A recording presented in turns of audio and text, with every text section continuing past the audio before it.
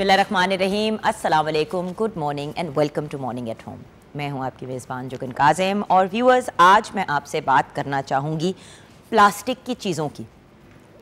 सबसे पहले तो ये बात अंडरस्टैंड और एक्सेप्ट करनी ज़रूरी है कि प्लास्टिक का बिला वजह इस्तेमाल हमारी सेहत के लिए भी बहुत बुरा है और हमारी आबो हवा, हमारी इन्वायरमेंट के लिए भी बहुत बुरा है।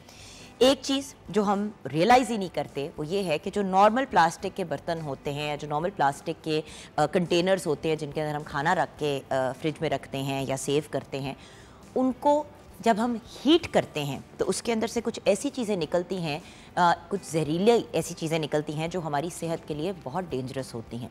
तो अनलेस आपकी डिशेस माइक्रोवेव सेफ़ हों, यानी कि आप उनको माइक्रोवेव में गर्म कर सकते हैं, बिला वजह प्लास्टिक की चीज़ों में खाना ढक के गर्म ना किया करें। होता ही है कि हमने घर में डब्बे में रखा होता है कंटेनर के अंदर खाना, उसको निकाला बाहर, उसको माइक्रोवेव में गर्म किया, उसके बाद उसको डिश के अंदर निकाला, शीशे की या जिस भी डिश के अंदर, और फिर उसको सर्व कर दिया। ये चीज़ नहीं करनी चाहिए, बहुत गलत प्रैक्टिस है। तो सबसे इंपॉर्टेंट चीज़, और ये भी मुझे अगेन कल बैठी हुई थी तो अपनी दोस्त की तरफ, तो वो कुछ उसने बाहर से खाना मंगवाया चाइनीज़, तो वो प्लास्टिक के वो जो डब्बे डिस्पोजेबल होता है उसमें आया, तो उसने कहा कि इसको गर्म करवा दें। तो मैं वैसे ही किचन में पानी का ग्लास लेने के लिए गई, तो वो जो बच्ची गर्म कर रही थी वो उसी को माइक्रोवेव में रख रही थी। तो मैंने अपनी फिर दोस्त को जाके कहा, मैंने कहा देखो, ऑब्वियसली उसके स्टाफ को मेरा कुछ कहना नहीं बनता, तो मैंने वैसे ही कहा उसको जाके, मैंने कहा तुम्हें पता ना कि वो उन्हीं डब्बों में जब खाना आप गर्म करते हो तो वो डेंजरस हो जाता है। अब वही बात है ना कि व्यूअर्स, हमारे जहन में ये चीज़ नहीं आती है, हम इसके बारे में सोचते नहीं है, बस हमें उस वक्त जल्दी होती है। लेकिन एक दफ़ा चले आपने कर दिया, डजंट मैटर, लेकिन जब बार बार आप यही करते हैं तो ऐसे टॉक्सिन्स आपके सिस्टम में जाते हैं जो कैंसर कॉजिंग भी हो सकते हैं।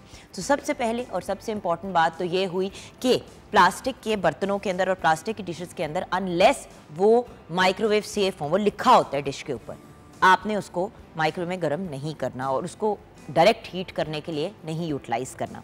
अच्छा, दूसरी चीज़ की तरफ मैं आऊँगी।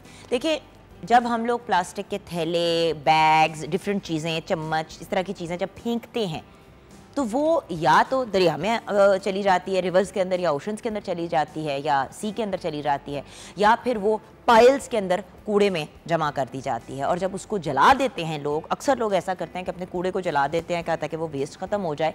तो जब वो जलाते हैं तो जो वो प्लास्टिक में से वो जो एक फ्यूम्स निकलते हैं, कार्बन मोनोऑक्साइड निकलता है, वो इंसान के लिए, इंसान की सांस के लिए बहुत ही डेंजरस चीज़ है, मतलब पॉइजनस है, जहरीली गैस निकलती है उसके अंदर से। तो प्लीज़ जलाना छोड़ दें। दूसरी बात, प्लास्टिक के इस्तेमाल को जनरली हमें कम करना चाहिए। मैं आपको एक एग्जांपल देती हूँ। बर्थडे पार्टीज़ पे अक्सर ऐसा होता है, बच्चों की स्पेशली बर्थडे पार्टीज़ में, कि डिस्पोजेबल प्लास्टिक के कांटे, चमचे और प्लेटें, इस किस्म की चीज़ें मंगाई जाती हैं। लोग एक दफ़ा उनको इस्तेमाल करते हैं, वो कूड़े में चला जाता है और इतने बड़े बड़े थैले जो हैं वो भर जाते हैं प्लास्टिक की डिस्पोजेबल चीज़ों से। अब जहाँ पे हम कहते हैं कि प्लास्टिक के थैलों का इस्तेमाल नहीं करना चाहिए, वहाँ पे प्लास्टिक की जो प्लेटें हो गई, बोल्स हो गए, चम्मच कांटे हो गए डिस्पोजेबल वाले, वो जब हम फेंकते हैं तो आप सोचें कि हम कितनी आलूदगी फैला रहे हैं। और उसके साथ साथ आप ये देखें कि एक तरफ आप एक बर्थडे कर रहे हैं, एक सेलिब्रेशन का मौका है, खुशी का मौका, और उसके साथ आप एक इतना नेगेटिव अमल कर रहे हैं, और इसको बड़े आसानी से अवॉइड किया जा सकता है। अब हमने अपने घर के अंदर ऐसा किया कि वक्त के साथ ना आहिस्ता आहिस्ता डिशेस जमा करनी शुरू कर दी कि भाई अगर घर पे कोई गेट टुगेदर हो या कोई चीज़ हो, मुझे पता है कि काम ज़्यादा होता है क्योंकि फिर उन डिशेस में खाया जाता है, फिर उनको वॉश करना पड़ता है, उनको रखना पड़ता है वापस। बट एक तो आपके पैसे भी सेव होते हैं लॉन्ग टर्म में, क्योंकि अगर एक दफ़ा आपने कोई ऐसा सेट बना लिया, मैंने ऐसा किया कि प्लेन वाइट प्लेटें, plain white bowls, quarter plates, इस तरह की कुछ चीज़ें जो हैं थोड़ी थोड़ी करके ना 4-4, 6-6, 8-8 प्लेटें करके जमा कर दी। आपको 20-25 पड़ी हुई हैं घर पे, आई थिंक 25 को पड़ी हुई हैं पूरा सेट। गेस्ट जब आते हैं तो हम उसी को यूटिलाइज़ करते हैं, क्वार्टर प्लेटें भी करते हैं, बड़ी प्लेट भी करते हैं, वो ज़रा डूंगी प्लेटें होती हैं वो भी रख के, तो इस तरह खाने, डिनर्स वगैरह बड़े सुकून से निकल जाते हैं। सो मेरी रिक्वेस्ट है आपसे कि स्पेशली ऐसे ओकेजन्स पे, बर्थडेज़ पे और ऐसी चीज़ों पे डिस्पोजेबल चीज़ों का इस्तेमाल ना करें। Bad for the environment, generally not a good idea. तो ये भी आपसे रिक्वेस्ट करनी है। देखिए, अब प्लास्टिक के बैग्स की का ऑप्शन पहले भी मैंने कुछ अर्सा पहले आपके साथ शेयर किया था, फिर आपको याद कराऊंगी। कपड़े के थैले पहले हुआ करते थे, या बास्केट्स होती थी जिसको लोग लेकर जाते थे, सब्जियां फल वगैरह लेते थे। बाहर के मुल्क में पिछले दिनों कुछ 4-6 महीने पहले मैं कनाडा में थी, तो मैं अपनी जिस भी जानने वाले, जिस भी फ्रेंड, जिस भी रिलेटिव को मिली, वो अपनी गाड़ी की डिग्गी के अंदर एक साइड पे बैग्स रखते थे। जिनको वो बार बार रीयूज़ करते थे। कुछ लोगों ने तो कपड़े के बैग्स लिए हुए थे, कुछ लोगों के पास पहले के जो प्लास्टिक के बैग्स और चीज़ें थी वो थे, उनको वो जब स्टोर के अंदर जाते हैं तो उनके अंदर चीज़ें डालते हैं ग्रोसरी और उसी को ले आते हैं। बाहर तो आपने थैला लेना हो तो आपको उसके अलग पैसे देने पड़ते हैं प्लास्टिक का। इस चीज़ को डिस्करेज करने के लिए कि भाई प्लास्टिक का इस्तेमाल ना करें, राइट, इस चीज़ को डिस्करेज करने के लिए कि प्लास्टिक की use is bad for you. अच्छा, उसके साथ साथ जो दूसरी चीज़ आप कर सकते हैं वो ये है कि पाकिस्तान में तो ये वाला इशू ही नहीं ना कि कहीं से जाके बैग लें। आपने 2 कपड़े के पीस जो हैं वो सिलवाने हैं इनटू अ रेक्टेंगल शेप और साथ में आपने 2 हैंडल लगाने हैं। आसान तरीन चीज़ है, अपने टेलर के पास जाएं। आपके पास अगर यूज्ड अपने कपड़ों के पीसेस पड़े हुए हैं आप उसको भी यूज़ कर सकते हैं बनाने के लिए। जहाँ पे पड़े हो तो अक्सर हमारे पास कपड़ा घर पे पड़ा होता है, समझ नहीं आ रही होती कि अब हम इसका क्या करें और मतलब फेंकना भी नहीं चाह रहे होते, तो वो भी एक बहुत अच्छा ऑप्शन है। सो ऑल्टरनेटिव्स बहुत से हैं अगर आप उनको यूटिलाइज़ करना चाहें तो। उसके साथ जूट के बैग्स भी होते हैं, उनको भी यूज़ किया जा सकता है। सो दर्स वेरियस डिफरेंट ऑप्शंस। गाड़ी की डिग्गी के अंदर अगर आप एक बास्केट रख लेते हैं, अच्छा कुछ लोग गाड़ी में या अपने साथ कार्टन भी रखते हैं, कार्टन के अंदर भी आप बहुत सी चीज़ें डाल के लेके आ सकते हैं, खाली कार्टन अगर घर में पड़ा हो। सो वेरियस ऑप्शंस हैं। बस आपसे रिक्वेस्ट है कि प्लास्टिक और ऐसी चीज़ों का इस्तेमाल ना करें जिससे हमारी इन्वायरमेंट को नुकसान होता है, लोगों की सेहत को नुकसान होता है, और अच्छे पॉजिटिव काम करें ताकि हम good positive citizens of Pakistan बन सकें। 042992000648 पे आप कॉल कर सकते हैं। मॉर्निंग एट होम हमारा फेसबुक का पेज है। आइए बढ़ते हैं शेफ़ राहिला की तरफ। आज वो हमें एक ऐसी रेसिपी बनाना सिखाएंगी जो आजकल जिसकी धूम मची हुई है, हर बंदा ये खाना चाहता है, हर बंदे का ये फेवरेट है, रेसिपी नहीं किसी को आती और इतने महंगे महंगे केक हम जाके मार्केट से खरीदते हैं। मैं बात कर रही हूँ मिल्क केक की। अब आप उसकी वेरिएशंस भी बना सकते हैं। आपने प्लेन मिल्क बनाया, केक बनाया, उसके ऊपर आपने थोड़ी चॉकलेट पोर कर दी तो वो चॉकलेट मिल्क केक बन गया। आपने उसके ऊपर लोटस थोड़ा सा डाल दिया, लोटस बिस्कॉफ, तो वो लोटस वाला केक बन गया। सो बहुत ही अमेजिंग ये रेसिपी है। अस्सलाम वालेकुम। वालेकुम अस्सलाम, कैसी हैं आप? बिल्कुल ठीक। तो अभी जी आज हम बना रहे हैं मिल्क केक। जी मिल्क केक बना रहे हैं। हर बंदा जब जाता है खाने के लिए बाहर तो डिजर्ट में चेक करते हैं कि अगर मिल्क केक है तो मिल्क केक हर बंदा ऑर्डर करता है। बिल्कुल, मेरा उस दिन मैंने पिस्ताशियो मिल्क केक खाया, यानी कि पिस्ते के साथ उन्होंने जो भी मिल्क बनाया था ना उसको उसके अंदर पिस्ते भी डाले, थोड़े से ग्राइंड करके भी और दूसरे भी रोस्ट करके, तो वो ऊपर से डला हुआ था और फिर ऊपर से पिस्ते स्प्रिंकल। इतने मज़े का पिस्ताशियो मिल्क केक था, बादाम के साथ भी, अखरोट के साथ भी बनाया जाता है, फ्लेवर आता है और बड़ा अच्छा लगता है। बट आज हम ऑथेंटिक वाला बनाएंगे। जी जी। मिल्क केक के लिए हमें अंडे चाहिए 4 अदद, मैदा 2 कप, बेकिंग पाउडर 2 चाय के चम्मच, दूध 1 कप, मक्खन 1.5 कप ले लें, तेल या मक्खन जो भी यूज़ करना चाहें, चीनी 1 कप, अपने अगर आप मीठा ज़्यादा पसंद करते हैं तो आप 1.5 कप भी कर सकते हैं। 1 कप काफ़ी है मेरे ख्याल से। वनीला एसेंस 1 चाय का चम्मच, क्रीम 1 कप, कंडेंस मिल्क हस्बे ज़रूरत 1 कप तो डल जाएगा, और बटर पेपर आप लगाने के लिए यूज़ कर सकते हैं। पेंदा अगर आपका उसमें बिछा लें तो साथ चिपकता नहीं है। इसके लिए पहले हम अंडे लेंगे, अंडों को तोड़ के अच्छे से फेंट लेंगे। चीनी को आप ग्राइंड कर लें तो ज़्यादा अच्छा है, उसका शुगर को पाउडर बना लें, उसमें अच्छे से फेंट के उसके बाद आप बीटर की मदद से करें या कांटे की मदद से करें, या जो है ना आपको आसान लगे। उसके साथ हमने मैदे के अंदर बेकिंग पाउडर मिक्स कर लेना और छान लेना ताकि वो अच्छे से मिक्स हो जाए। वो आपने ऑयल डालना है और उसके बाद थोड़ा थोड़ा करके मैदा डालना है, ठीक है, और उसको बीट करते जाना है और वो एक स्मूथ सा हमारा मिक्सचर तैयार हो जाएगा। ठीक है, उससे हम केक तैयार कर लेंगे। पेंदे को आप लगा के 180 डिग्री पे कर लें, और उसके बाद हम उसे एक डिश में रख के और कंडेंस मिल्क और क्रीम और दूध को अच्छे से मिक्स करेंगे। मिक्स करके और फिर उसके ऊपर डाल देंगे, और उसके ऊपर हम एक साथ सॉस भी बनाएंगे, जैसे आपकी जो है ना चॉकलेट वाला बना लें या कैरेमल बना लें। मैं कैरेमल बना के डालूँगी तो आपका केक रेडी हो जाएगा और खाने में बहुत मज़ेदार होगा इंशाल्लाह। थैंक यू सो मच आप ही। अच्छा व्यूअर्स, आपको पता है 3 मिल्क केक इसको कहा क्यों जाता है? क्योंकि मिल्क की 3 डिफरेंट फॉर्म्स को इस्तेमाल किया जाता है, जैसे कि कंडेंस मिल्क, रेगुलर दूध और उसके साथ साथ क्रीम, और इनको मिक्स करके एक बड़े मज़े का मिक्सचर तैयार किया जाता है। चीनी इसलिए डालने की ज़रूरत नहीं पड़ती क्योंकि कंडेंस मिल्क खुद ही बहुत मीठा होता है, एंड देन केक के अंदर भी शुगर होती है। अच्छा, अगर आपने उसके ऊपर कोई टॉपिंग करनी है तो आप एक और चीज़ भी कर सकते हैं जिससे और भी ज़्यादा अच्छे तरीके से दूध अब्जॉर्ब हो जाता है। केक अगर थोड़ा सा गर्म हो तब आप उसके ऊपर पोर करेंगे मिक्सचर, तो वो और ज़्यादा जल्दी अब्जॉर्ब हो जाता है। उसके साथ कुछ लोग ऐसा करते हैं कि हल्के हल्के टूथपिक्स जो है ना उसके अंदर पूरे केक के ऊपर ना हल्का हल्का हल्का हल्का उसको प्रिक करके उसके ऊपर से फिर दूध डाल देते हैं, तो वो अच्छी तरह केक के अंदर अब्जॉर्ब हो जाता है। और अगर घंटा 1.5 घंटा उसको छोड़ दिया जाए इस तरह से तो अच्छे तरीके से उसके अंदर जो है वो सारा जो दूध का मिक्सचर है वो रच बस जाता है। अगेन जैसे कि आप ही ने कहा कि कैरमल सॉस बना के उसके ऊपर से डाल दें, आप चॉकलेट सॉस डाल सकते हैं, थोड़ी सी चॉकलेट को मेल्ट किया, उसमें थोड़ी सी क्रीम फेंट ली, वो गनाश बन गया, उसको आपने ऊपर डाल दिया। वेरियस डिफरेंट ऑप्शंस हैं, बट ट्राई ज़रूर कीजिएगा। अगेन एक ऐसी चीज़ जिसका इतना सा पीस अगर आप लेते हैं तो वो 800 रुपये से लेके 2000 तक का आपको मिलता है, इतना सा पीस, और आप इससे बहुत कम पैसों में पूरा का पूरा केक तैयार कर सकते हैं घर पे, और जानने वालों को भी इम्प्रेस कर सकते हैं कि जी मैंने खुद बनाया। ब्रेक की तरफ जाएंगे, ब्रेक के बाद जब वापस आएंगे तो दो बहुत ही अमेजिंग लोगों से हमारी मुलाकात होगी जो किफ़ालत कर रहे हैं बहुत से यतीम बच्चों की, बहुत ही अमेजिंग काम कर रहे हैं। उनसे मिलेंगे ब्रेक के बाद।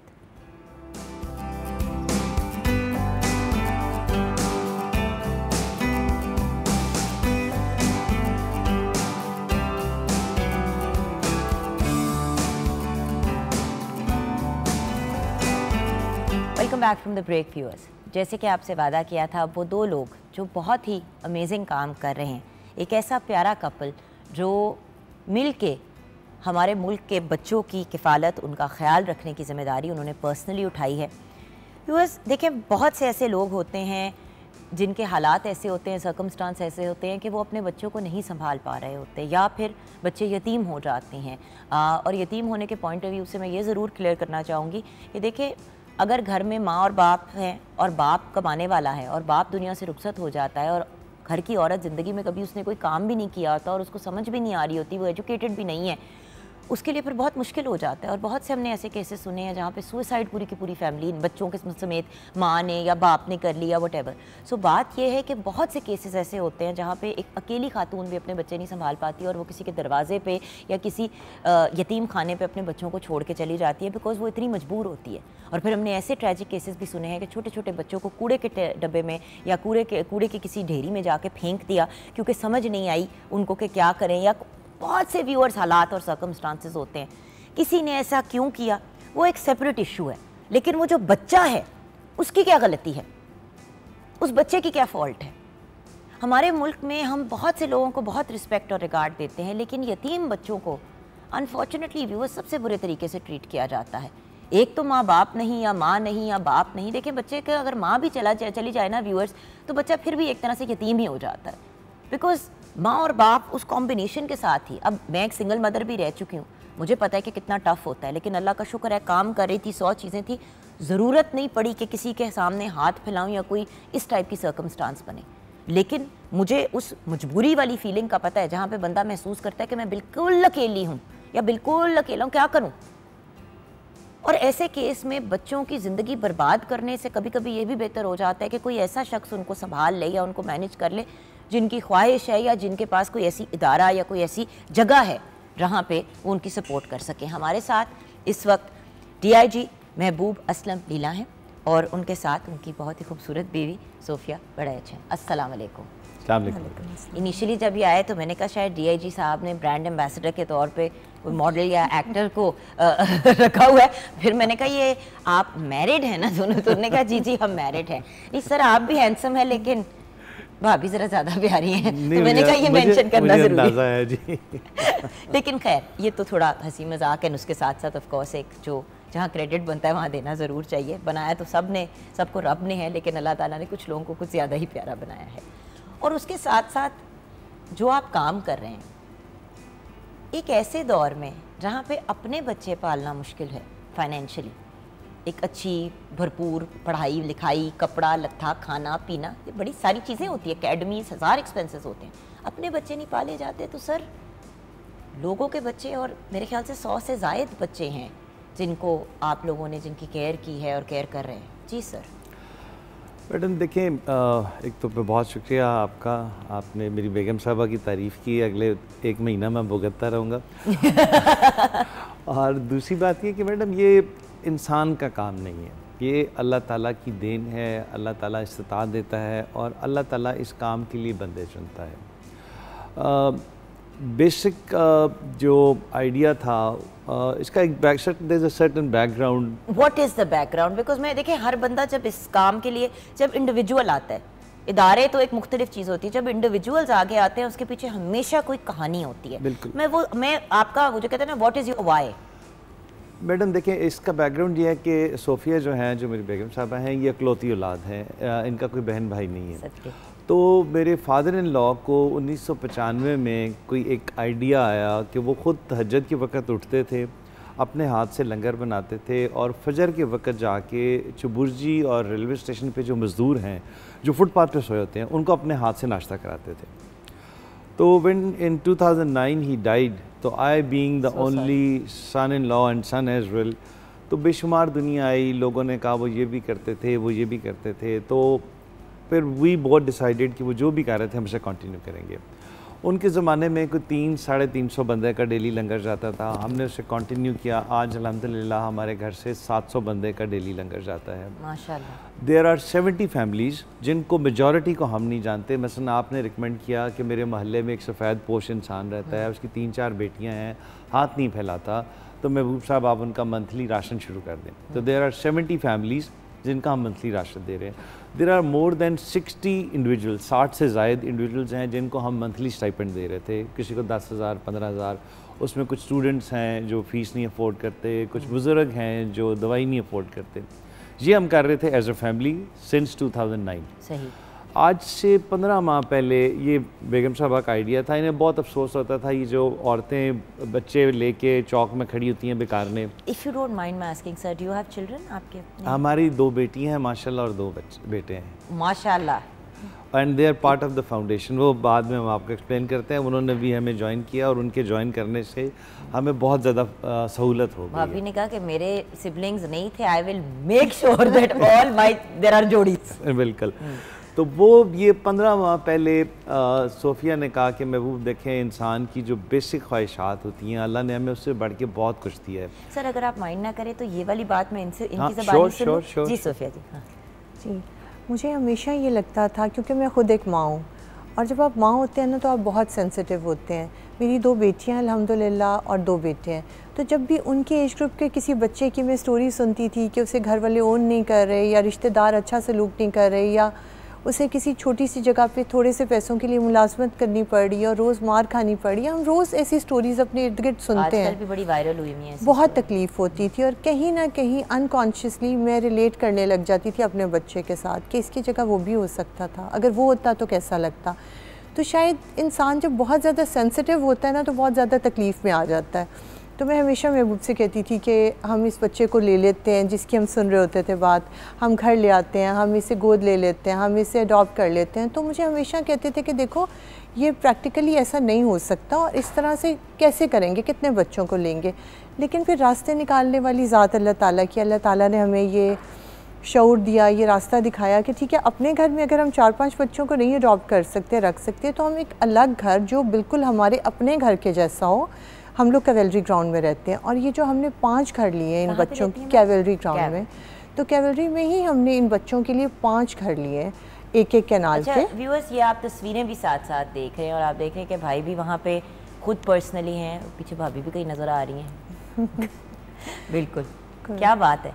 ओके जी, तो उन घरों का नाम हमने अपना घर रखा है, और एक कैनाल का घर होता है और उसमें हम 20 बच्चों को रखते हैं, और साथ 4 मेड्स होती हैं, मदर मेड्स होती हैं, हमारे साथ साइकोलॉजिस्ट काम करती हैं जो उन बच्चों की पर्सनालिटी की ग्रोथ पे काम करती हैं। बिकॉज़ यू नो ये बच्चे को बहुत हैप्पी हेल्दी एनवायरनमेंट से तो नहीं आए ना, इन्होंने बहुत ट्रॉमास देखे हैं, बड़ी मुश्किलें देखी हैं, रिजेक्शन देखी है। और उसके साथ साथ बहुत से ऐसे, टीएच साहब आपने तो अपनी आंखों से ये केसेस देखे हुए होंगे कि मतलब एक बच्चा है जो रोड से उठा के आप अपने पास ले आए और अब आप उससे बात कर रहे हैं, और वो बात ऐसे कर रहा है कि जैसे कोई बहुत ही मतलब कोई 30-35 साल का एक आदमी आपको बातें बता रहा है। और ये चीज़ देख के लोग कहते हैं कितना चालाक है। मुझे पता दुख होता है, क्योंकि इतना चालाक नहीं होना चाहिए बच्चे को। बच्चे की मासूमियत छिन जाती है जब वो रोडों पे पलता है, क्योंकि वहाँ पे व्यूअर्स देखें, मार धाड़ तो अपनी जगह, जो सेक्सुअल अब्यूज़ ऐसे बच्चे फेस करते हैं और जिस किस्म की ट्रीटमेंट उनको दी जाती है, मैं आपको बता नहीं सकती व्यूअर्स, आपकी रूह कांप जाए अगर आपको इतना सा भी उन वाक़यात के बारे में पता चले। एक्चुअली क्योंकि आप ना टेलीविज़न पे ये बातें कर सकते हैं, ना आप इन चीज़ों को पब्लिश कर सकते, क्योंकि वो इतनी हॉरिफिक और ट्रॉमेटिक होती हैं। तो माहिर नफ्सियात को रखना एक बहुत ही ब्रिलियंट स्टेप है मैम, क्योंकि जब तक देखें वो इन ट्रॉमा से निकलेंगे नहीं, उनके अंदर ये चीज़ें रह जाएंगी। आप जितनी मर्ज़ी है उन्हें अच्छी तालीम दे दें, अच्छा लिविंग स्टैंडर्ड दे दें, आगे जाके उनके लिए बहुत मुश्किल होगी कि वो किस तरीके से सोसाइटी में पॉजिटिव कंट्रीब्यूशन दे सकें जब उन्होंने सोसाइटी का इतना भयानक रूप देखा होगा। अच्छा सर, इन्होंने तो आपके सामने ये बात कह दी, अब मुझे थोड़ा सा आप पे तरस इसलिए आया क्योंकि मेरे हस्बैंड भी अक्सर ये कहते हैं कि तुम अपनी मुहिम्स और अपनी कैंपेन्स लेके शुरू कर देती हो, फिर सारा मलबा मेरे पे बढ़ जाता है। बिकॉज देखिए अल्टीमेटली ये काम टीम वर्क के बगैर नहीं हो सकता। लंगर का भी इंसान ने अगर एहतमाम करना है तो वो एक ग्रुप एफर्ट होता है, क्योंकि अगर आप किसी से बनवा भी रहे हैं और वो सारी चीज़ें कर भी रहे हैं तो आपको भी पता है और मुझे भी पता है उसकी एक ऑर्गेनाइजेशन होती है, उसको लेके चलना पड़ता है। It has to be done collectively.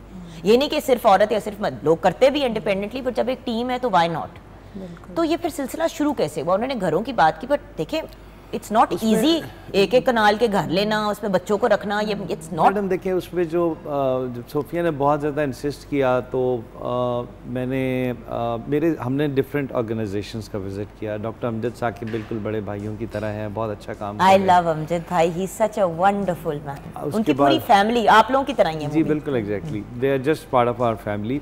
उसके बाद हमने ज़ुमुर्द खान को विज़िट किया, स्वीट होम्स के नाम से कह रहे हैं। डिफरेंट ऑर्गेनाइजेशंस को हमने विज़िट किया। हमारे जहन में सिर्फ एक बात थी कि अगर हमने इन बच्चों को अडॉप्ट करना है तो हमने इनको अपने बच्चों की तरह अडॉप्ट करना है। तो उसके बाद हमारा चूँकि अपना घर कैवलरी ग्राउंड में है तो हमने अपने घर की बिल्कुल बैक पे 1 कनाल का घर हमने लिया, पहला घर। और चूँकि ये आपने परचेस किया या आपने इसको रेंट पे लिया? नहीं, ऑल रेंटेड हाउसेस। अभी हमें सेंट्रल पार्क के ओनर जो हैं उन्होंने हमें 1 एकड़ जगह गिफ्ट कर दी है। हम उस पर इंशाल्लाह ताला स्ट्रक्चर बनाने लगे हैं। बट वो कहाँ पे होगा? Madam central park Firozpur road पे एक हाउसिंग स्कीम है, और उसके बाद अल कबीर टाउन के जो ओनर हैं उन्होंने भी हमें कमिट किया है। तो हम एट अ टाइम 2 जो है वो कंस्ट्रक्ट करने लगे। फ़िलहाल हम सिर्फ मेल्स का करने लगे, इसके बाद हम एक फीमेल बच्चियों का करेंगे और एक मेल्स बच्चियों का। सिर्फ मेल्स का क्यों? उसकी वजह ये थी, देखे ना हमारे मुल्क पे जैसे कि भाभी ने भी एक बात मेंशन की कि देखो ये वाली बातें जो हैं वो मतलब हम लोग जो ब्रेक में भी बात कर रहे थे, देखिए जैसे कि ये अभी जो एक केस भी बहुत ज़्यादा वायरल हुआ है, बहुत सी चीज़ें, रिजवाना का भी, मतलब आप ये देखेंगे इतने ट्रॉमा, जैनब का जो केस हुआ था, ये सारी चीज़ें बच्चियों की ज्यादा सामने आती है। मैडम वो आपकी बात बिल्कुल ठीक है। हम सिर्फ, मैं ये नहीं कह रही कि लड़कों का ना करें, वो बहुत अच्छा कर रहे हैं, बट व्हाई नॉट? देखिए हमें सिर्फ 15 माह हुए हैं, it's a journey of only 15 months. हम कोई ऐसी स्टेप नहीं लेना चाह रहे थे कि जिसमें हमें एक्सपीरियंस ना हो और हमें फॉल बैक करना पड़े और कोई हमारे लिए प्रॉब्लम क्रिएट हो जाए। Now we have little bit experience, we have a good team. बेटियों की जिम्मेदारी लेना बहुत मुश्किल काम है, बहुत बड़ा काम, लेकिन अब हम इंशाल्लाह करने लगे हैं। We are going to start that. अब हम एक सेटअप मेल बच्चों का करेंगे और एक फीमेल बच्चियों का करेंगे। और स्पेशली ये जो और पढ़ाई लिखाई का इनका क्या सिलसिला होता है? आप लोगों की अपनी सेटअप से पढ़ाई के या आप बच्चों को बाहर भेजते हैं? मैडम पहले ये बच्चे जब शुरू में आए तो ये एक प्राइवेट स्कूल था, पाक चाइना स्कूल, वहाँ पे जा रहे थे। उसके बाद एक साहब हैं तारिक नीम फरिश्ता साहब, उन्होंने हमें EME हाउसिंग स्कीम के साथ एक पर्पस बिल्ड बिल्डिंग है, वो उन्होंने हमें गिफ्ट की। हमारे सारे के सारे बच्चे वहाँ पे जा रहे हैं और हमने उसका स्टैंडर्ड किसी भी अच्छे ग्रामर स्कूल से बढ़ के रखा है। अगर लेट्स से कोई ग्रामर स्कूल उस बच्चे की फ़ीस 30,000 रखी हुई है तो हमने लोकल कम्युनिटी के लिए फ़ीस 4,000 रखी है माशाल्लाह। और वो अगर इवन देन वो पेरेंट्स कहते हैं कि हम 4,000 नहीं अफोर्ड करते, हम 2,000 करते हैं, हम कहते हैं आप वो भी दे दें। तो now foundation has its own school, almirah grammar school के नाम से, और वहाँ पे हमारे बच्चे भी पढ़ रहे हैं और लोकल कम्युनिटी के बच्चे भी पढ़ रहे हैं। क्या बात है। और ये कोएड स्कूल है या बॉयज़ स्कूल ही है? नहीं, इस कोएड स्कूल है, यानी कि जब आप अपनी गर्ल्स का पूरा सेटअप स्टार्ट करेंगे तो बच्चियां भी वहाँ पे अभी भी बच्चियां वहाँ पे जा रही हैं जो लोकल कम्युनिटी। नहीं, मेरा मतलब है कि आपकी भी फिर जो बच्चियां वहाँ पे। जी एग्जैक्टली।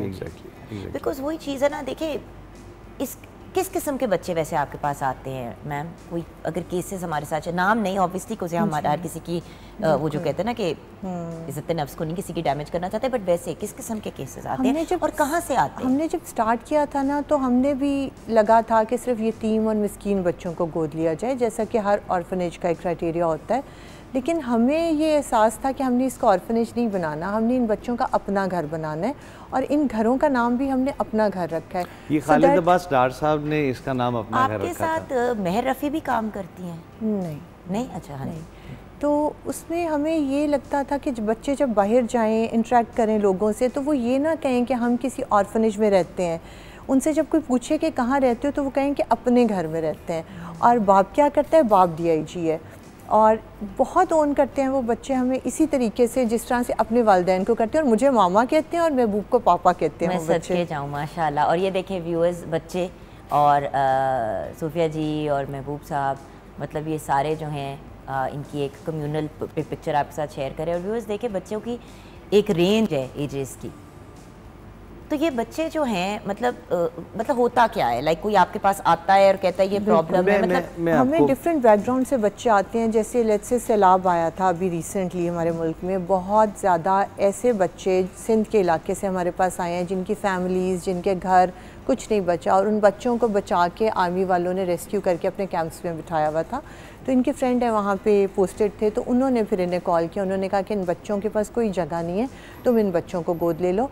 हमारा उससे पहले ये क्राइटेरिया था कि हम 5 साल से कम उम्र बच्चों को लेते थे। जैसा कि आप जानती हैं कि पूरे दुनिया के जो साइकोलॉजिस्ट हैं इसी बात पे मुत्तफिक हैं कि हर बच्चे की कंप्लीट पर्सनैलिटी डेवलपमेंट 5 साल तक हो जाती है। हमारी यही ख्वाहिश थी, क्योंकि हमारे पास साइकोलॉजिस्ट हैं, हम बच्चों की पर्सनैलिटी की ग्रूमिंग पे, ग्रोथ पे काम करना चाहते थे।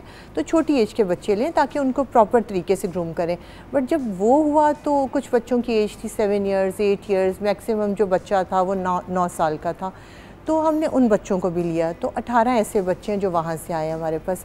इसके अलावा इनके सिस्टर होती हैं सरगोदा में, उन्होंने मुझे, हम लोग गए ईद पे उनके पास, तो उन्होंने कहा कि मेरी मेड थी, कैंसर से उसकी डेथ हो गई, तो उसके 2 छोटे बच्चे हैं, तो तुम उन्हें ले लो।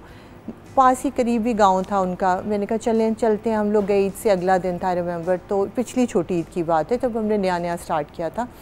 हम लोग गए तो बाप बच्चों का जो था वो भी दिहाड़ीदार मजदूर था, बीमार इंसान है, वो भी कोई बहुत हेल्दी उस तरह से नहीं था। वो बेचारा उस हालत में ईद के दूसरे दिन मजदूरी करने गया था ताकि बच्चों को कुछ खिला सके।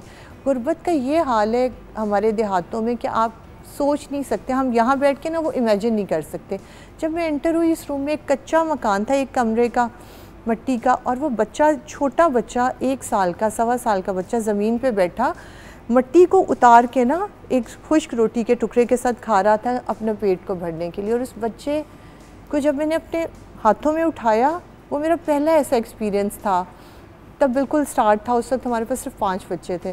जब मैंने उसको अपनी गोद में लिया तो बच्चा बुखार की शिद्दत से तप रहा था और उसकी पूरी बॉडी पे दाने बने हुए थे लाल कलर के। जब मैंने उसे गले से लगाया तो वो बिल्कुल मेरे साथ लिपट गया। महबूब को लगा कि ये बच्चा, इसकी जो कंडीशन है, हम इसे लाहौर तक लेके जाएंगे, ये सर्वाइव नहीं करेगा, और अभी नया ये तुमने स्टार्ट किया तो खुदा ना से कोई इशू ना बन जाए। तो मुझे ये लगा कि अब अगर मैं इसको यहाँ इस हालत में छोड़ के जाऊंगी ना, तो मैं खुद को कभी माफ़ नहीं कर सकूंगी। अब देखिए ना कि बाप निकले दिहाड़ी करने के लिए ताकि वो बच्चे को खिला सके। दवाई और इलाज के तो पैसे दूर दूर तक पॉसिबल नहीं। व्यूअर्स, हम ब्रेक की तरफ जाएंगे। ब्रेक के बाद जब वापस आएंगे, वैसे हमने इतनी देर बात करनी थी, बट मेरी रिक्वेस्ट है अगर आप लोग थोड़ा सा और टाइम दे दें, मैं और मज़ीद आपसे बात करना चाहूँगी, मज़ीद डिटेल्स लेना चाहूँगी, और देन उसके साथ ये जानना चाहूँगी कि एज सिविल सोसाइटी हम क्या कर सकते हैं, कॉर्पोरेट सेक्टर आपको कैसे सपोर्ट कर सकता है। और I am very sorry but कुछ मैं आपसे ब्लंट सवाल पूछूंगी कि चेक्स एंड बैलेंसेस कैसे हैं, ऑडिट कौन करता है, हमें कैसे पता है कि अगर मैं आपको पैसे दे रही हूँ ज़कात के पॉइंट ऑफ व्यू से तो वो उसी राइट जो तकाज़े हैं उनके विद इन फॉल करते हुए आप उसको पूरा करें। माय अपॉलॉजीज़, देखें आप लोग काम बहुत अच्छा कर रहे हैं, लेकिन स्टेट चैनल पे मुझे आपसे ये सवाल पूछने पड़ेंगे। आपकी इजाज़त से ब्रेक की तरफ जाएंगे। ब्रेक के बाद जब वापस आएंगे तो कुछ ऐसे हार्ड हिटिंग क्वेश्चन जो शायद सख्त हैं लेकिन कहना पड़ता है ताकि आप लोगों को भी पता हो कि जिनको बिठाया है वो ऑथेंटिक है भी कि नहीं। ब्रेक के बाद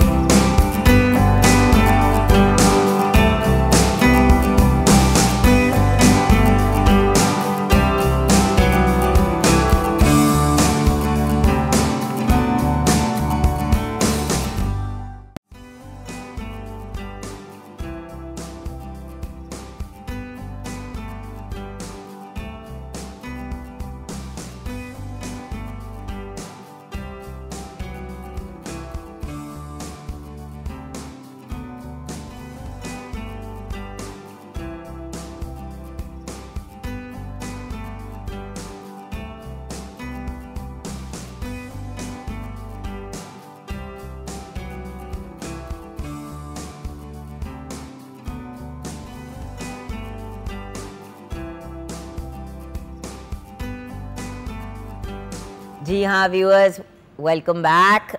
जैसे कि आप जानते हैं हम बात कर रहे हैं अपना घर की, और ये जो आपने अभी फुटेज भी देखी, हमने आपको ब्रेक से पहले भी दिखाई।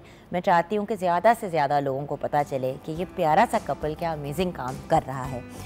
हमारे साथ महबूब भाई हैं, DIG महबूब असलम लीला। इनको तो वैसे DIG साहब बुलाने का दिल ही नहीं चाहता। He is one of those people जो हर किसी का फैमिली मेम्बर बन जाते हैं, इनसे मुलाकात करते हैं। और हमारी सुपर मॉडल सोफिया वड़ैच हमारे साथ है। हमने डिसाइड कर लिया है कि अब सोफिया जी से मैंने एक्टिंग या मॉडलिंग ज़रूर करवानी है। ये मैं DIG साहब से बाद में बात करूंगी।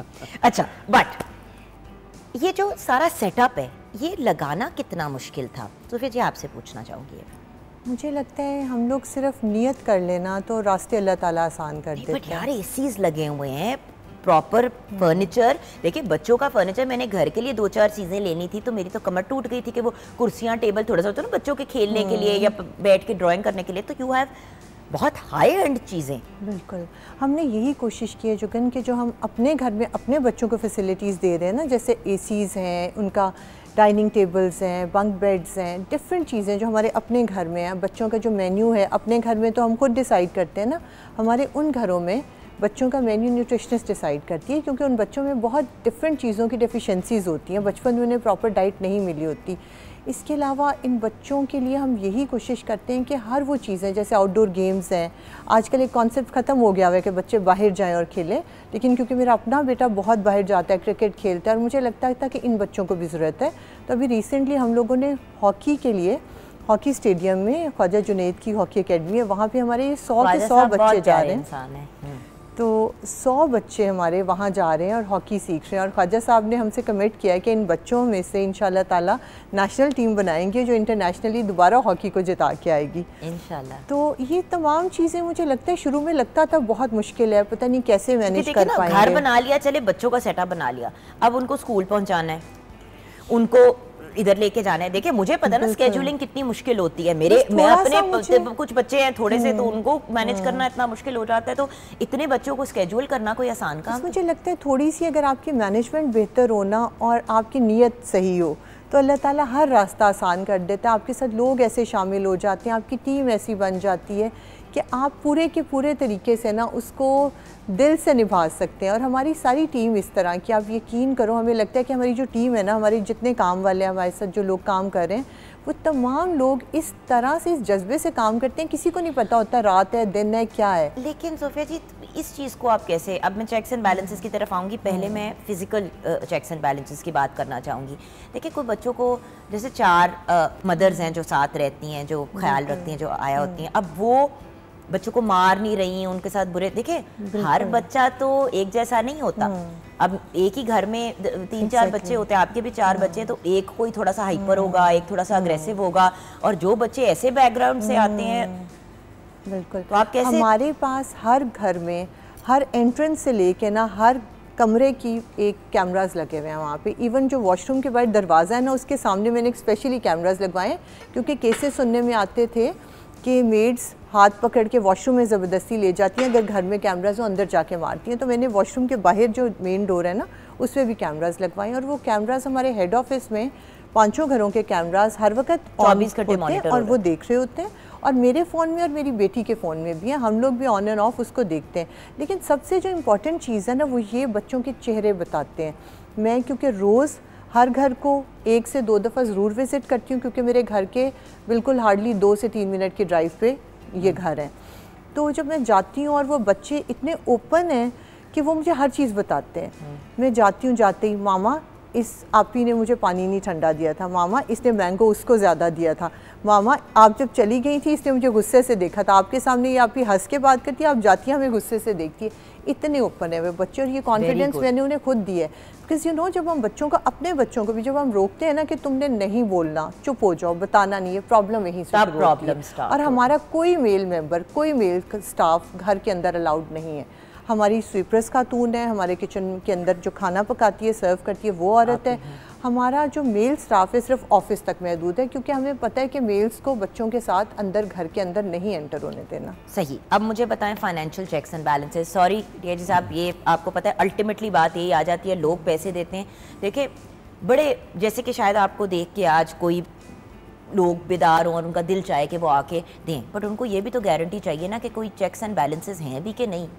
मैडम देखिए देखिए सर, सॉरी एनजीओ के नाम पे लोग बहुत ज़्यादा पैसे लोगों से खा जाते हैं और फिर गायब हो जाते हैं। बिल्कुल जायज़ सवाल है मैडम। देखिए, आई being the government servant, I am not the part of the foundation, I am just supporting my wife, ठीक है। लेकिन एक चीज़ का ज़िम्मा मैंने अपने हाथ में लिया हुआ है, that is accounts and finance. बिल्कुल ठीक है, सही। हमारे पास अकाउंटेंट है, सब अकाउंटेंट है, लेकिन हम वो वाहिद ऑर्गेनाइजेशन हैं जो पब्लिकली पहले दिन से कह रहे हैं कि किसी शख्स ने भी आके हमारा ऑडिट करना है, ही इज़ वेलकम। कोई भी शख्स आके हमारी फाउंडेशन को ऑडिट कर सकता है। मसलन आज जब मैं उठूँगा तो मैं आपसे 500 रुपये लेके जाऊँगा ज़बरदस्ती, तो आप 3 साल बाद आके मुझसे पूछ सकती हैं कि महबूब साहब, मैंने आपको फ़लाँ डेट को 500 रुपये दिए थे, मुझे उसका हिसाब चाहिए। तो उन 500 का हिसाब देना आपको और अल्लाह ताला को हिसाब देना, वो मेरी बहनों से पैसे कौन लेता है वैसे? चले आपको मुझे देने पैसे, या मेरा बनता है कि मैं आपको दूं? ये देख रही हैं या आपकी बहुत बड़ी बुरी तरबियत है? क्योंकि देखिए माँ के बाद फिर बीवी पालती है, तो मुझे जरा बताइए ये नहीं, आपको हम आपको देख ले, मैं ये मुझे पैसे मांग रहे हैं। नहीं, हम आपको बहनों की लिस्ट में ऐड करते हैं, हम आपको ईदी भिजवाया करेंगे हर साल, ठीक है। मेरे लिए सबसे बड़ी ईदी ये है कि आप इन बच्चों के लिए जो कर रहे हैं ना, अल्लाह आपको ज़िंदगी दे, आप लोगों को सेहत दे, और मतलब ये जो आप काम कर रहे हैं ये इतना बड़ा काम है, बट कभी खुद ऐसा महसूस हुआ कि यार ये हम जो बड़ा काम करने के लिए निकले थे, हम अब उसके करीब पहुंच रहे हैं या अपनी मिशन के क्लोज हो रहे हैं? देखिए एक मिशन है ना आपकी। एग्जैक्टली। देखिए बहन, हमने जब पहले दिन डिसाइड किया ना, तो हमने डिसाइड किया था कि हम इनके सगे माँ बाप, एक बड़ा आपकी बात से मुझे एक बड़ा अच्छा वाक़या याद आ गया। ईद हम इन बच्चों के साथ, पहले इन 15 महीने से पहले हमारा बड़ा पैशन था मेरा और सोफिया का, हम अपने जो 4 बच्चे हैं उनके साथ बेतहाशा ट्रैवल करते थे। हमने पूरा पाकिस्तान बाय रोड देखा हुआ है और बाहर भी ट्रैवल करते थे, लेकिन इन बच्चों की वजह से अब हम लाहौर से पिछले 15 माह में सिर्फ एक दफ़ा लाहौर से बाहर गए, क्योंकि इन बच्चों की वजह से हम बाहर नहीं जा सकते। बहुत अच्छा हुआ टिक गए हैं दोनों। अच्छा, ईद से, ये जो ईद बड़ी ईद गुजरी, ईद से अगले दिन हमें डॉक्टर अमजद साकिब साहब ने अपनी यूनिवर्सिटी में अखुवत में डिनर पे इनवाइट किया था हमारे 100 बच्चों के साथ, और पुलिस के जो कसूर के शहदा थे उनकी फैमिलीज़ को। सदके। अब वहाँ पे एक बच्चा था जो हमारे पुलिस शहीद का बच्चा था। अब हम ऐसे मौके पे मैं और सोफिया ये करते हैं कि हम हर टेबल पे इक्वल टाइम स्पेंड करते हैं, ताकि किसी को ये ना हो कि मामा बाबा ने उधर टाइम ज़्यादा गुजारा, इधर गुजारा। हम एक टेबल पे जब गए तो वहाँ पे वो शहीद का बच्चा बैठा हुआ था, जो कसूर पुलिस का शहीद का बच्चा था। तो सोफिया ने उससे कहा कि आकिब, आपकी तो मामा आई हुई हैं आपकी बहनों के साथ, वो वहाँ मिली हैं मुझे, उस टेबल पे बैठी हैं, तो आप बेटा उनके साथ जाके खाना खाओ। तो उसने आगे से कहा, मेरी मामा आप हैं, मैंने आपके साथ ही खाना खाना। That was the moment I realised कि जो हमने सोचा था कि हम इनके सगे माँ बाप बन के दिखाएंगे, तो वो लम्हा शायद हम आ गया है। और मतलब उस बच्चे का, उसकी सगी माँ बैठी हुई थी वहाँ पे, और सोफिया ने उससे कहा कि आपकी तो मामा उस टेबल पे बैठी हुई हैं, आपकी बहनें भी आई हुई हैं, तो आप उनके साथ जाके खाना। उसने कहा नहीं, मेरी मामा आप हैं, मैंने आपके साथ खाना खाना। That was the moment which made me really happy. और मुझे लगा कि जिस काम के लिए हम निकले थे कि हमने इन बच्चों को अपनी औलाद की तरह पालना है, हम उसके बहुत करीब हैं। सोफिया जी, और क्या करना चाह रही हैं आप? ख्वाहिश तो गेम प्लान क्या है? ख्वाहिश ये देखें, एक जब शुरू किया था ना, तो सिर्फ एक इरादा था, एक ख्वाहिश थी कि कोई भी यतीम और बेसहारा बच्चा हो, कोई बच्चा मुश्किल में हो, हम उसे अपने पास ले आएँ, उसका ख्याल रखें। नहीं जान, ये तो एक शॉर्ट टर्म प्लान है, मैं बात कर रही हूँ लॉन्ग टर्म। अब मैं अपने भाई की तरह एक प्रैक्टिकल आपसे वो पूछना चाह रही हूँ कि भाई हम ये बनाना चाह रहे हैं। अब हमें, हमारे पास 2 ऐसे ज़मीन के इंशाल्लाह वो 1 एकड़ है और फिर वो दूसरा भी आ जाएगा, तो जब वो ज़मीन आ जाएगी तो अब हम उसके ऊपर क्या करना चाह रहे हैं? हम उसके ऊपर पर्पस बिल्ड बिल्डिंग्स बनाना चाह रहे हैं। हम वो घर बनाना चाह रहे हैं, वहाँ पे भी हम कोई हॉस्टल्स या कुछ इस तरह की बिल्डिंग्स नहीं करेंगे, हम वहाँ पे भी इन बच्चों को छोटे छोटे घर बना के देंगे, क्योंकि जो बच्चे घरों में पलते हैं ना, उनकी ग्रूमिंग ही फ़र्क होती है एज़ कम्पेयर टू जो हॉस्टल्स में। मैडम, अपार्टमेंट्स बिल्डिंग्स में भी लोग रहते हैं, so the point is may be उसके ऊपर एक अपार्टमेंट बिल्डिंग बनाएंगे, लेकिन हम उसमें यही कर रहे हैं कि हम उसमें अपार्टमेंट्स बना रहे हैं, 12 बच्चों के लिए एक अपार्टमेंट होएगा, और हम 200 से ज़ायद बच्चों के लिए अपार्टमेंट्स बना रहे हैं। उसका डिज़ाइन फाइनल हो चुका है, उसकी एग्जीक्यूशन इंशाल्लाह 1 हफ्ते 10 दिन में शुरू हो जाएगी। उधर भी हम कॉन्सेप्ट घरों का दे रहे हैं कि 12 बच्चों का अपना घर, वो बच्चे किसी दिन दूसरे घर में जाएंगे। जैसे जैसे वो बच्चे बड़े होते जाएंगे, फिर लाइक एक अपार्टमेंट में लेट से 6 बच्चे हो जाएंगे, जैसे जैसे बड़े होते जाएंगे। क्या गेम प्लान है कि कब तक ये चीज़ आप मुकम्मल करना मैडम? अल्लाह ताला हिम्मत। सर एक एम आपने रखा होगा। पाकिस्तान में इस वक्त 42 लाख बच्चे बेघर और यतीम हैं, 42 लाख टोटल। ख्वाहिश तो ये है कि इन सबको हम पाल लें। अगर आप एंड प्लान पूछ रही हैं, मेरी अब ज़िंदगी में सिर्फ एक ख्वाहिश रह गई है कि इन 100 के आगे इतने ज़ीरो लगें कि जो मैंने कभी सोचा भी ना हो। इसके अलावा मेरी कोई ख्वाहिश नहीं है। तो और इसके अलावा जो फ्यूचर है ना, वो हम ये सोचते हैं बच्चों का कि जब शुरू में हमने स्टार्ट किया ना, तो बहुत से लोगों ने हमें विज़िट किया, बहुत बड़े बड़े नाम थे, तो हर किसी ने मशवरा देना आके कि इनको प्लम्बर बना देना, इनको कोई टेक्निकल एजुकेशन दिला दें, जल्दी इनके फॉर्म पे अगर किसी का रुझान है प्लम्बिंग की तरफ जरूर करें, लेकिन बात ये है कि एटलीस्ट आप एजुकेट तो कर देना। बिल्कुल। और मैं हमेशा महबूब से कहती थी कि आप अपने 4 बच्चों को पहले इलेक्ट्रिशियन बनाए ना, फिर आप इन बच्चों की बात करें। तो कहते थे मुझसे क्यों लड़ रही हो, मैंने क्या किया? नहीं, वही वाली बात है। फैसल भी मुझे अक्सर यही कहता है भाभी कि मतलब तुम मुझसे आके लड़ना शुरू हो जाती, क्योंकि तुम्हें तो किसी ने कहा, तो मैं क्या रिप्रेजेंटेटिव हूँ of everyone who says anything wrong. अच्छा, तो फिर हमने इन बच्चों के साथ मिलकर, साइकोलॉजिस्ट ने हमने इन बच्चों को डिफरेंट वीडियोस के थ्रू, डिफरेंट स्टोरीज के थ्रू, डिफरेंट प्रोफेशंस के बारे में बताया कि डॉक्टर क्या करता है, आर्मी ऑफिसर क्या करता है, पायलट क्या करता है। फिर बच्चों ने कुछ टाइम लगाया, पुलिस क्या करती है तो वो फिर उन्होंने बहुत डिफरेंट टाइम में डिफरेंट, पहले तो चेंज करते रहे कि अच्छा आज पायलट बनना है तो कल डॉक्टर बनना है। फिर बच्चों ने जब फाइनल किया कि हमने ये बनना है, तो हमने उनके यूनिफॉर्म के अंदर, उसी यूनिफॉर्म में, पुलिस के यूनिफॉर्म में, आर्मी में, जो भी उन्होंने सेलेक्ट किया, उस घर के मेन वॉल के ऊपर उन बच्चों की पिक्चर्स डाल दी, ताकि डेली बेसिस पे उन्हें मोटिवेशन मिले और वो देखें कि हमने ये बनना है। अच्छा सर, फाइनली हम आपकी मदद कैसे कर सकते हैं? मैडम, मदद करने के मुख्तलिफ़ तरीके हैं। आज आपने हमें मिलाया, लोगों को इंट्रोड्यूस कराया, आपने भी मदद की। मदद के डिफरेंट तरीके हैं। हमें जब स्पेशली बाहर के मुल्कों से कोई लोग अप्रोच करते हैं और वो कहते हैं कि we want to donate you, तो हम उन्हें ये कहते हैं कि नहीं, आप पहले आप नहीं आ सकते, आपका कोई रिश्तेदार, दोस्त आके हमें देखे, हमें विज़िट करे, और उसके बाद वो अगर समझता है कि जी we are doing a good job, तो हमें ज़रूर डोनेट करें। हमें डोनेशंस की ज़रूरत है। नेचुरली हम एक अच्छे काज, और आप प्रॉपर रिसीट वगैरह भी देते हैं ताकि वो टैक्स वैक्स हर चीज़। मैडम, हम हर जगह पर रजिस्टर्ड, हम पाकिस्तान के हर possible institution, FBR, NADRA, charity commission, bank accounts भी बने हुए होंगे। बैंक अकाउंट्स डिफरेंट, हर बैंक में बैंक अकाउंट्स हैं। We are registered with all possible institutions of Pakistan. और हम लोगों को यही कहते हैं कि जी आप आएँ। फ़ोन नंबर है आपका? जी, हमारा फ़ोन नंबर है, यूनिवर्सल नंबर भी है और मोबाइल नंबर्स भी हैं। और हमारे फेसबुक, इंस्टा पे अलमरा फाउंडेशन के नाम से पेजेस हैं। अलमरा फाउंडेशन, स्पेलिंग बताइए। ALMARA। ठीक है, अलमरा फाउंडेशन। इंस्टा पे हैं, फेसबुक पे हैं, हर जगह पे हैं। कोई भी हमें सर्च कर सकता है अलमरा फाउंडेशन, तो वहाँ पे वो, उसमें हमारे अकाउंट्स की डिटेल्स भी हैं और हमारी जो एक्टिविटीज़ हैं उसकी भी वो सारी डिटेल्स वहाँ पे मौजूद हैं। ALMARAH फाउंडेशन बिल्कुल टॉप पे आ जाता है व्यूअर्स। ये इनका लोगों के साथ आप फॉलो भी कर सकते हैं इनको, अगर आप फॉलो करना चाहें तो। सो मैं आपको ज़रूर रेकमेंड करूँगी व्यूअर्स के फॉलो करें, देखें कि ये लोग क्या काम कर रहे हैं, और जिस भी तरीके से आप हेल्प कर सकें ज़रूर करें। बहुत बहुत शुक्रिया आपका। God bless you guys. Viewers, छोटी सी ब्रेक के बाद वापस आएंगे।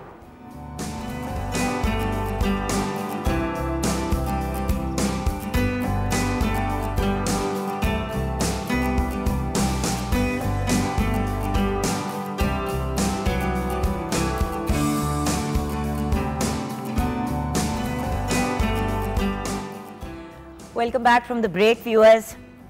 इस वक्त कुछ यादें ताज़ा हो रही थी of the Rafi Pir festivals, जो इतने अमेजिंग फेस्टिवल्स होते थे व्यूअर्स। मतलब आंखों में कुछ मेरे आंसू भी इसलिए आ गए क्योंकि मैंने 4th international puppet festival host किया था रफ़ी पीर ग्रुप का।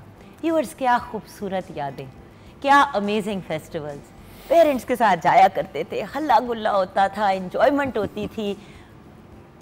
अफसोस इसलिए हो रहा है व्यूअर्स, और आप कह रहे होंगे कि इतनी एक अच्छी चीज़ के बारे में दुख से क्यों बात करी, क्योंकि व्यूअर्स मेरी बचपन की सबसे प्यारी मेमोरीज़ ही ये हैं। और अब मेरे बच्चों की मेमोरीज़ क्या हैं?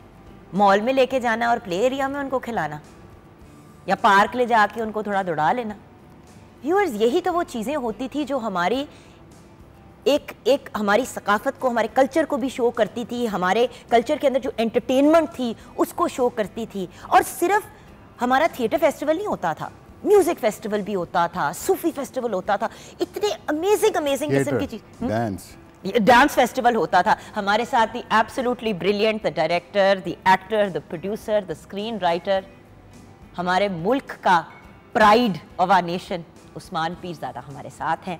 और मेरे लिए व्यूअर्स बहुत बड़ा ऑनर है कि आज इनके घर में बैठ के मैं इनको होस्ट कर रही हूँ। अस्सलाम वालेकुम। वालेकुम अस्सलाम जुगन। अच्छा उस्मान साहब, सबसे पहले तो मैंने फेस्टिवल की बात से ही बात शुरू की क्योंकि हम उस पर बात कर रहे थे अभी ब्रेक में। मुझे बहुत दुख होता है कि हमने इस फेस्टिवल को एक तरह से लेट गो कर दिया, और उसमें आपकी फॉल्ट मुझे पता नहीं है। उस ज़माने में कुछ टेररिज्म के इश्यूज़ चल रहे थे, ब्लास्ट का इशू हुआ, उसके बाद वो फेस्टिवल रुक ही गया, और उसके बाद उसको रीस्टार्ट करने के लिए देखें इतने बड़े जिन के साइज़ की चीज़ें, इन्फ्लेशन जहाँ बढ़ रही है वहाँ पे मतलब अकेले आप लोग तो उसको खड़ा कर नहीं सकते।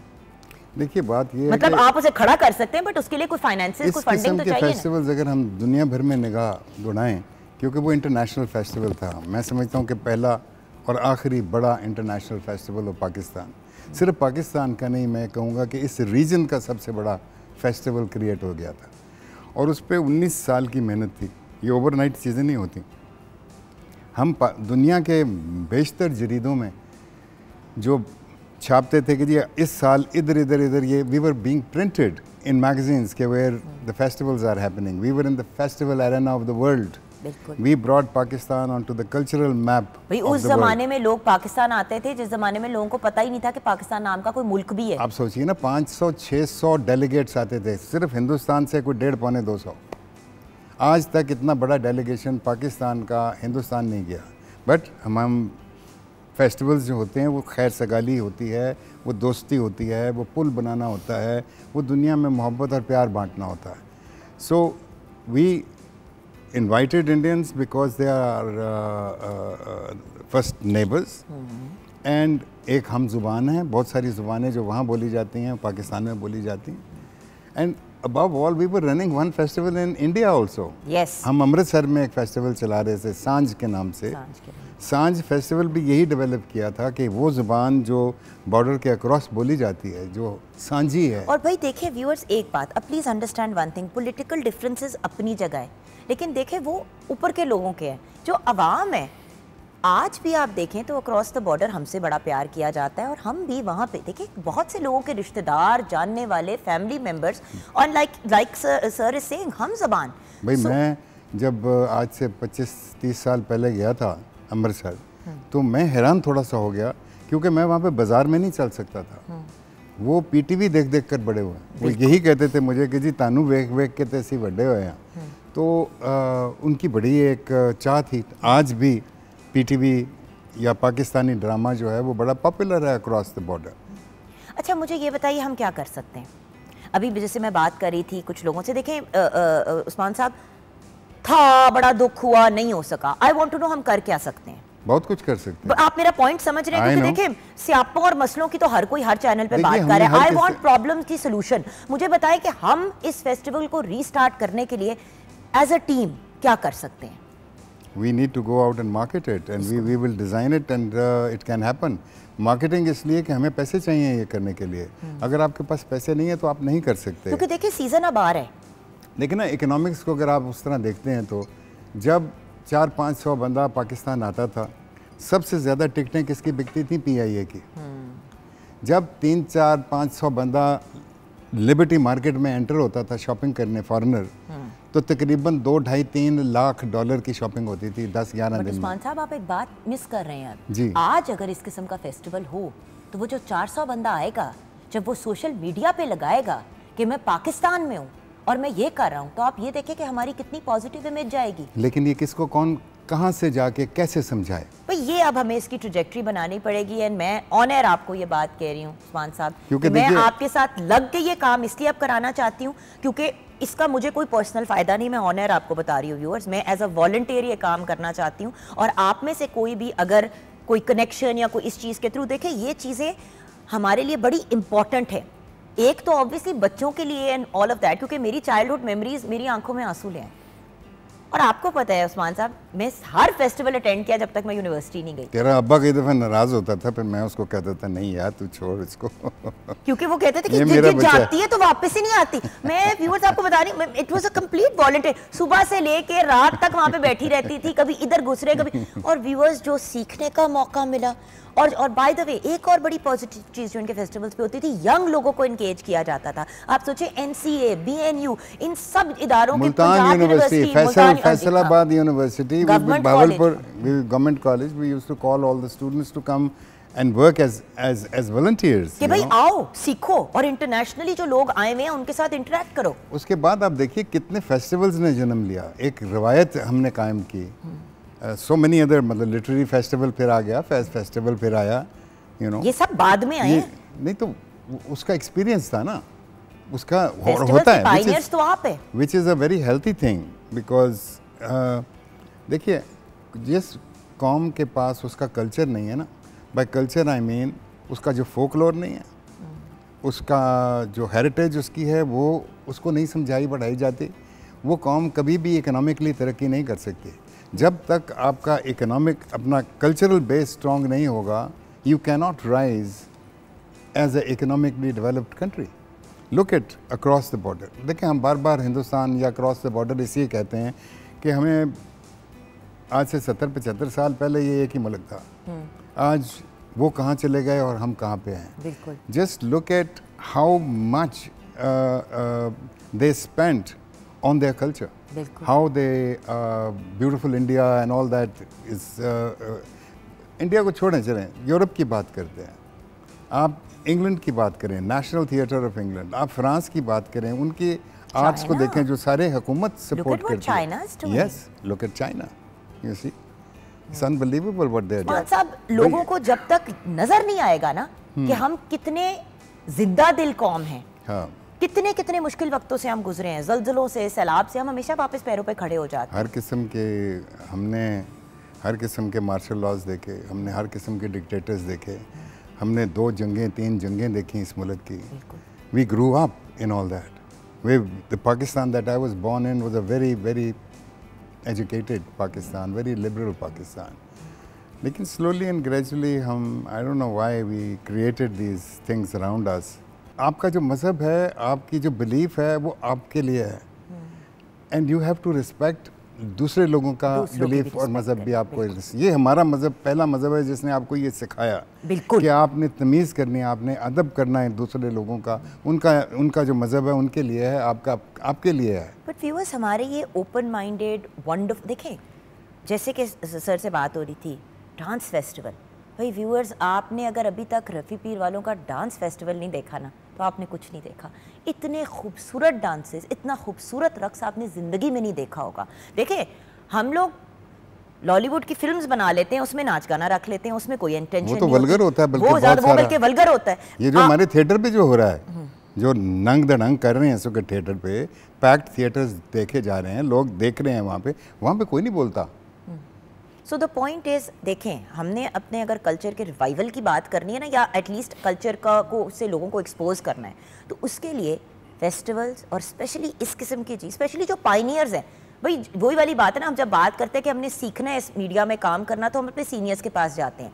मैं भी जब मैं फील्ड में आ रही थी, तो मैं अगर ये कहूँ कि उस्मान पीरज़ादा मेरे मेंटोर हैं, तो ये बात गलत नहीं होगी, बल्कि समीना खाला भी, Samina Pirzada also, she is one of my mentors है कि ये इन लोगों के पास जाते हैं ना, आप किसी जूनियर के पास तो नहीं जाएंगे। तो जब हर चीज़ के लिए सीनियर के पास जाना है, तो जो पायनियर्स हैं ऑफ फेस्टिवल्स, उनके फेस्टिवल्स को रिवाइव करना भी हमारा एज अ नेशन फ़र्ज बनता है। और इसके ऊपर अब इंशाल्लाह हम इस साल वर्किंग कर रहे हैं। व्यूअर्स, आप लोगों के लिए गुड न्यूज़ है, इंशाल्लाह very soon we will be seeing the festival का रिवाइवल। और सर, आपकी इजाज़त से आज क्योंकि you are our guest of honour, तो हमने उम्मे लैला शमसी को इन्वाइट किया कि वो आपको एक तरह से ट्रिब्यूट पेश करें। वो आपको गीत सुनाएंगे क्योंकि आपको मौसीकी से लगाव है, तो हम इनवाइट करेंगे उम्मे लैला शमसी को कि वो आइए और गाना सुनाएं, और हम ब्रेक की तरफ जाएंगे। जी बेटा।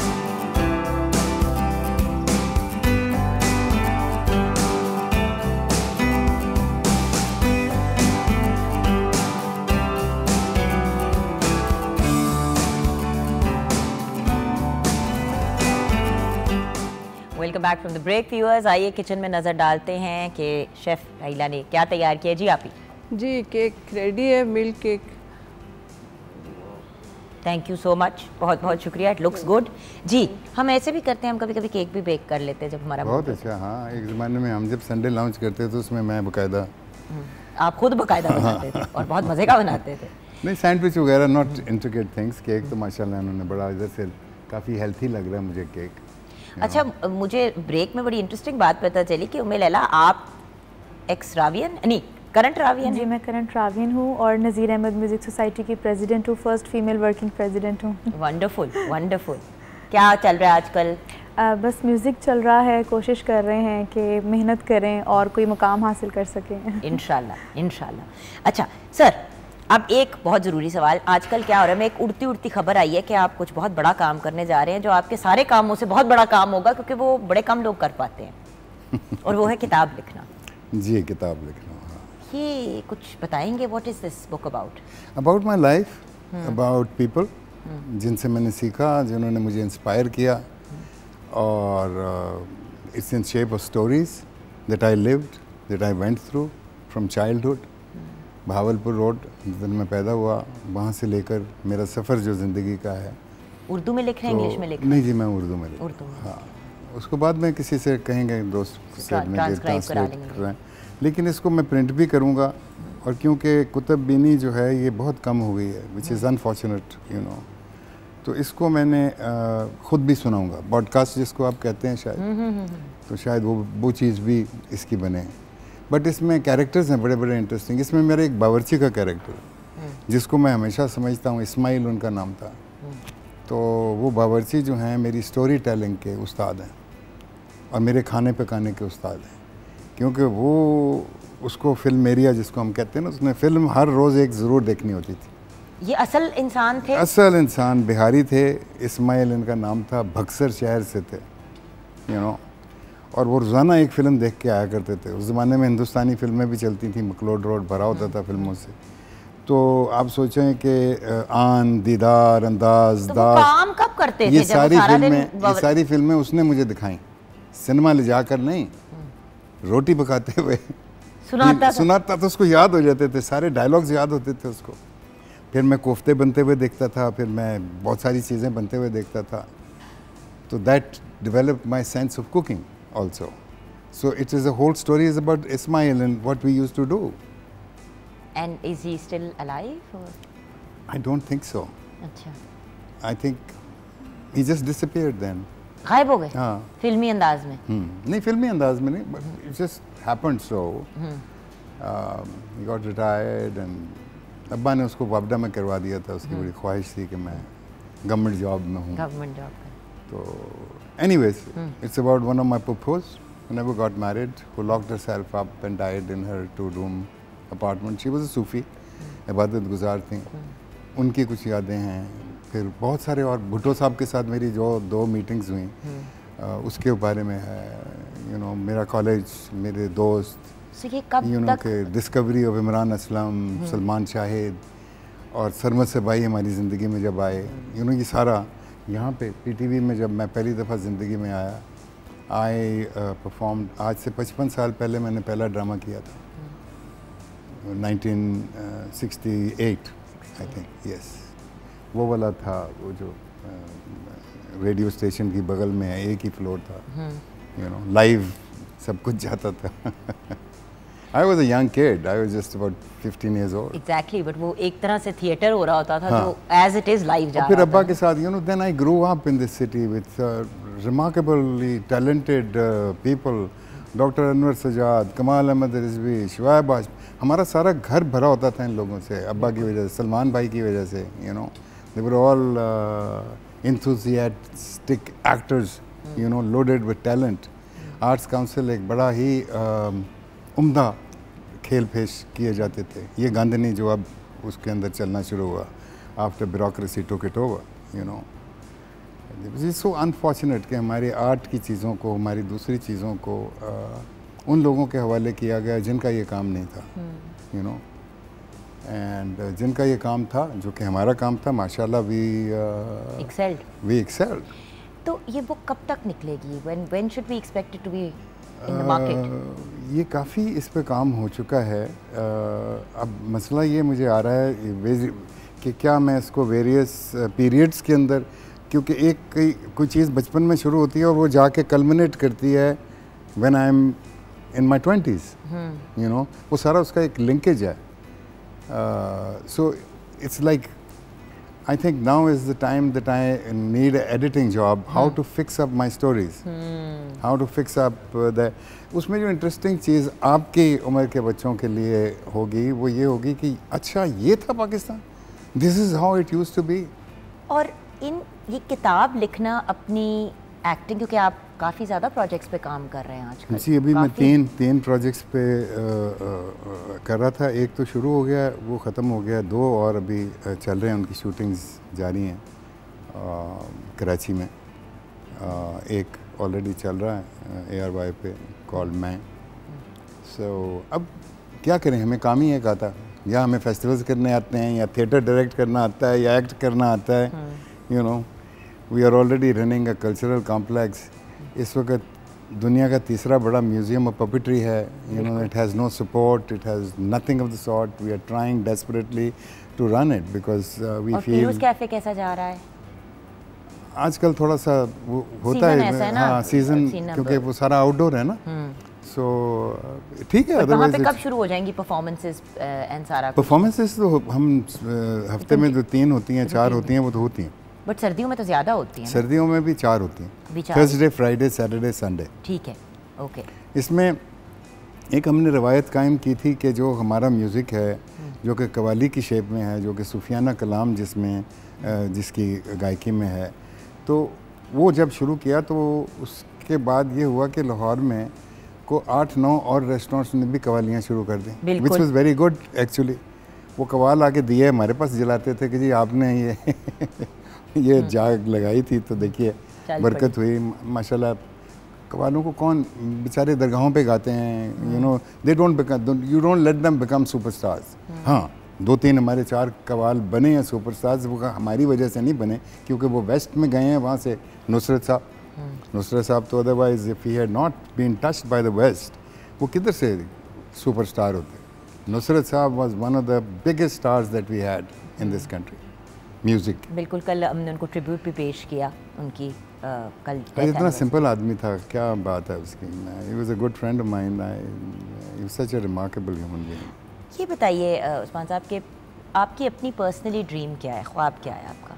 मेरे हर बंदे का एक ख्वाब होता है, एक डिज़ायर होती है। आपका ख्वाब क्या है अल्टीमेटली?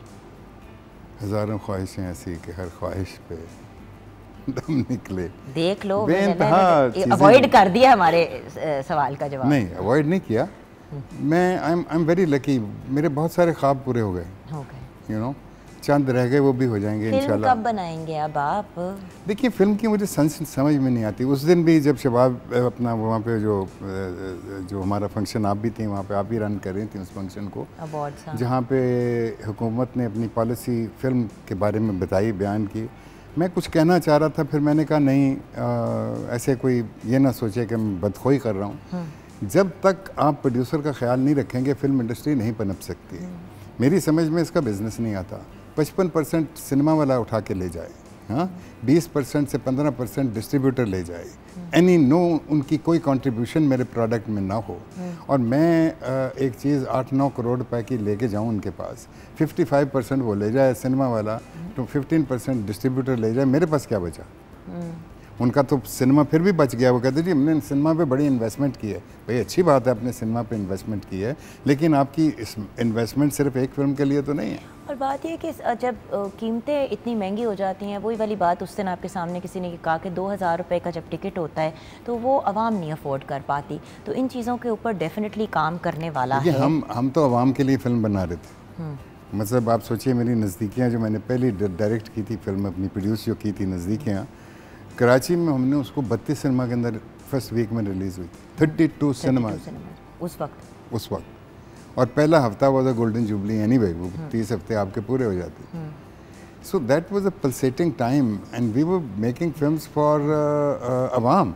अब तो वो सही कह रहे थे कि अवाम तो बेचारा आके देख नहीं सकता, सो आई थिंक व्यूअर्स वही वाली बात है कि अल्टीमेटली बहुत सी चीज़ें हैं जिनके ऊपर काम करने वाला है, कुछ चीज़ों पे काम किया गया है and we very grateful for that. और इंशाल्लाह मज़ीद और चीज़ों के ऊपर as a community I think अगर हम लोग आगे बढ़ेंगे, चीज़ों को के ऊपर वर्क करना शुरू करेंगे तो कुछ बेहतरी की चीज़ भी तरफ भी चीज़ आएगी। और वो सिनेमास जो बंद पड़े हुए हैं, सिनेमा घर बहुत से ऐसे हैं जो बंद पड़े हुए हैं क्योंकि उनकी हालात नहीं ठीक, उनको भी अगर थोड़ा सा रिवाइव करके बेहतरी की सिर्फ एक चीज़ अगर ये कर लेना जो दुनिया में होती है, साउथ अमेरिका में बहुत ज़्यादा है, that's called pop up cinema. Pop up cinema is all design for outdoors, you know. वो आप उसको मशीन लगाते हो तो पूरा स्क्रीन जो है फिल होकर खड़ा हो जाता है। बिल्कुल। उसके बाद you have your projection and let the people sit on the ground and watch it. कुछ मूडे रख दें, कुछ चीज़ें रख दें एंड आप उसको लपेटें जिधर मर्जी उसको ले जाएं। मूवीज भी कहा जाता था, जिसको हम पहले टूरिंग टाकी कहते थे। अच्छा। हमारे ज़माने में वो होती थी टूरिंग टाकी। एक प्रोजेक्टर होता था, स्क्रीन होता था, साउंड सिस्टम होता था, कोई छत मत कुछ और नहीं, जिधर मर्जी ओपन में जाके आपने उसको चला दिया। तो ऐसा सिनेमा आप आवाम के लिए क्रिएट करें बिकॉज आर आवाम needs to be entertained, you know. बिल्कुल। They needs to relax, the kids needs to go and see some interesting children's. वही वाली बात ना जो मैं कह रही थी कि फेस्टिवल्स रिवाइव होंगे तो शायद और इस तरह मूवीज। लेकिन अब मैं 2 फिल्में बना रहा हूँ। बना रहे हैं जी इंशाल्लाह। एक तो तुम्हें पता है magic paint brush our production, magic paint brush को we converting into children's film and I am doing Abbas अखियाँ जो सलमान भाई ने एक ज़माने में शुरू की थी और some of the other we not able to do it. That is the first Punjabi play, the first modern Punjabi play. Iconic play है वो अखियाँ जो है अब्बा का। तो हम उसको रीडू करें। जी I mean writing the screen concept of it. So well, best of luck with everything. Thank you. And हम सब आपके साथ खड़े हैं। Yes. We love you, we adore you. And we think that you are already doing an amazing job. और मज़ीद जो अब पॉजिटिव चीज़ों की तरफ हमने एक जर्नी शुरू कर रहे हैं, अल्लाह करे कि वो चीज़ें भी जल्द हो जाएं। बुक, मूवीज़ एंड इंशाल्लाह रिवाइविंग द फेस्टिवल्स। वो बहुत ज़रूरी है, रिवाइवल ऑफ फेस्टिवल, बिकॉज उससे उसके दूररस नताइज हैं, यू नो। जो पाकिस्तान को अनफॉर्चुनेटली एक बहुत मिसअंडरस्टूड कंट्री है। हाँ, we need to create something कि वो रियल पाकिस्तान लोगों तक पहुंच सके। बिल्कुल भाई हमने तो यहीं पे रहना है, यहीं पे जिंदा है, यहीं पे मरना है। हमारे पास ना कोई फॉरेन नेशनैलिटी है, ना हमने मुल्क छोड़ के भाग जाना है। हमारी कंट्रीब्यूशन बहुत ज़्यादा है इस मुल्क में। इस मिट्टी के साथ हमको इश्क है, इस मिट्टी में हमने जन्म लिया, इसी मिट्टी में हमने चले जाना है। बिल्कुल। I am not going to leave my country and run away. So many people are going away, we can't blame them either. Everybody has his own reasons, dreams to follow. बिल्कुल। So, sir, pleasure having you on the show. Thank you. Welcome home. आपका ही home है। Over to you, उम्मे लैला, क्या सुना के show को close करेंगी आप? मैं आपको, मेरा एक नया ट्रैक है, वो मैं अच्छा सा ट्रैक है आपको सुनाती हूँ, आप सुनिए फिर आप मुझे बताइए। Thank you so much for sharing your track with us, बेटे। Over to you.